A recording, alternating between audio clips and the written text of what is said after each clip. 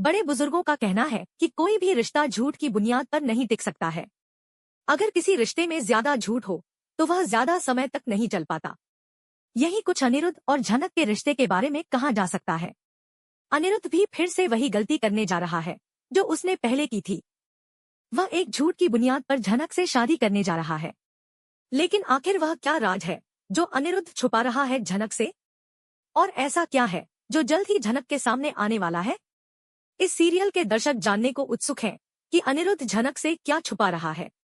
इस बार अनिरुद्ध की चुप्पी उसके रिश्ते में दरार डाल सकती है। झनक, जो उसे बेहद प्यार करती है, यह समझने की कोशिश करती है कि अनिरुद्ध उससे क्यों दूर हो रहा है। वह उससे बार बार सवाल करती है, लेकिन अनिरुद्ध कहता है कि जब सही समय आएगा तब मैं तुम्हें सब कुछ बताऊंगा। झनक को यह बात बहुत अजीब लगती है।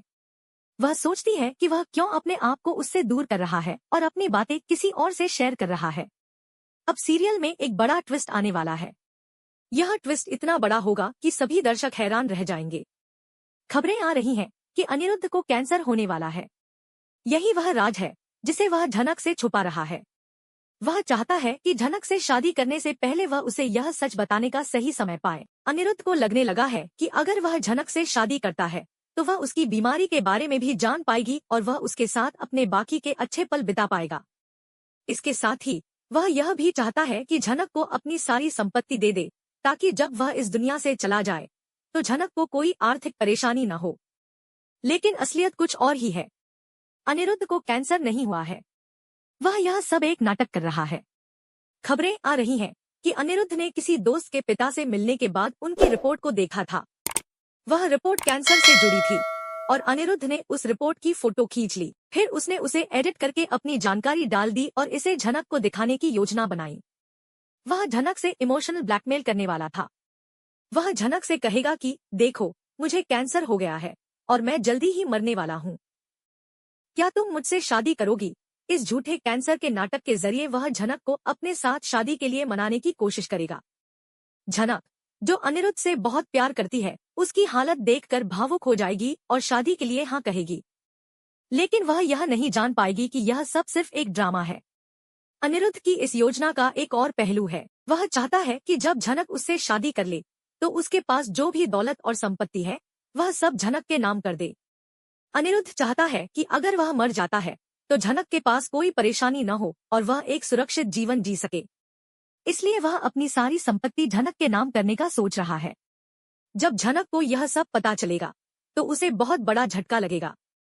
वह महसूस करेगी कि वह अनिरुद्ध से शादी करके उस पर विश्वास कर रही थी, लेकिन उसे अब यह सब एक झूठ सा लगेगा।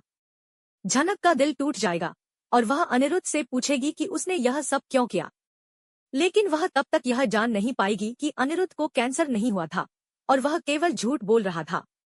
अब अनिरुद्ध का एक और प्लान है। वह चाहता है कि झनक को अपने पास रखना है और किसी भी हाल में उसे छोड़ना नहीं चाहता।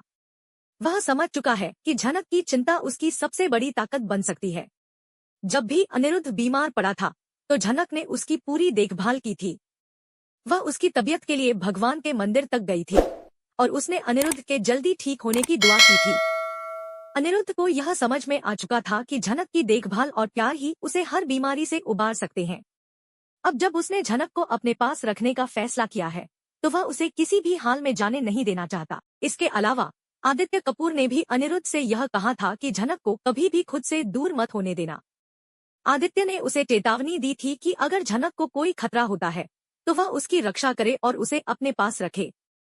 आदित्य ने अनिरुद्ध को यह भी बताया कि झनक की जान को मुंबई में खतरा हो सकता है। वहां के लोग, जिनमें कुलभूसा भी शामिल है, झनक को मारने की योजना बना रहे हैं। आदित्य ने अनिरुद्ध को सलाह दी कि उसे झनक को मुंबई नहीं जाने देना चाहिए। यहाँ एक और ट्विस्ट आता है, जहां आदित्य कपूर अनिरुद्ध को बताता है कि मुंबई में झनक की जान को खतरा है और वह उसे किसी भी हालत में वहां नहीं जाने देगा। अनिरुद्ध को यह एहसास हो जाता है कि झनक की सुरक्षा सबसे महत्वपूर्ण है।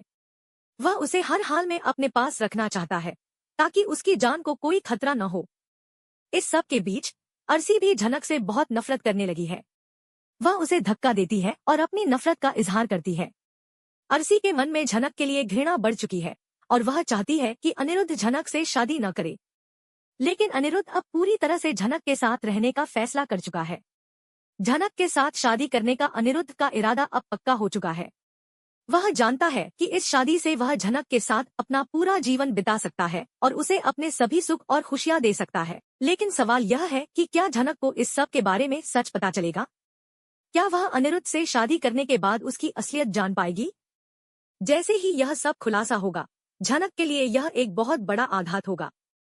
वह समझ पाएगी कि वह जिस इंसान से प्यार करती थी, वह सिर्फ एक धोखा दे रहा था। लेकिन फिर भी झनक को क्या करना चाहिए? क्या वह अनिरुद्ध के झूठ को माफ कर देगी और उसके साथ अपना जीवन बिताएगी, या वह उसे छोड़कर चली जाएगी? यह सवाल अब दर्शकों के मन में है। अनिरुद्ध और झनक के रिश्ते में क्या होने वाला है, यह देखने के लिए सभी काफी उत्सुक हैं।